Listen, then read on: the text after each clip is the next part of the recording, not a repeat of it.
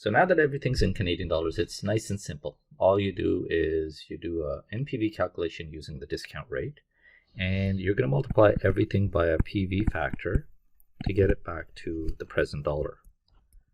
So Canadian dollars in today's dollars. And the PV factor in this case is going to be 1 over 1 plus r to the power of t. So t will vary depending on the number of years that you're trying to discount. R will be the discount rate, and that is given as 12% in this question. Okay, so let's plug all of that in. Now for time 0, it's going to be 1. The PV factor is always 1 at time 0 because it's already in current dollars. For time 1, or 1 year for today, it'll be 1.12 divided by 1.12 to the power of 1. And then in year 2, we multiply by 1 over 1.12 to the power of 2. And in year 3, we multiply by 1.12 to the power of 3. And when we do that, we now have the PV of cash flows.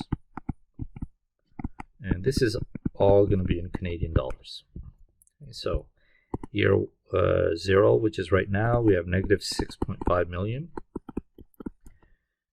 Year 1, it becomes 1514,082, and then so these will all be positive for the next 3 years.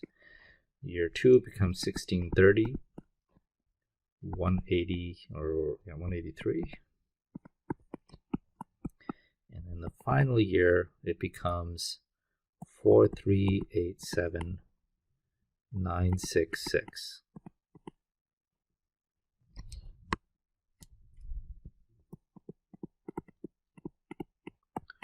So when we do the net present value calculation, all we're going to do is we're going to add all of these. And we have a net present value that works out to be positive 782,232, okay, in Canadian dollars. Okay, so what this is saying is if you did this investment, theoretically, it will add $782,000 of value to the company, and you should do it. So the NPV is greater than 0, therefore proceed. Okay, so just to sum it all up, the end part is a very straightforward net present value calculation. All you're doing before that is you're taking the existing cash flows that are in a foreign currency, and then you are taking those cash flows and then you're multiplying it by forward exchange rates to convert it to a local currency.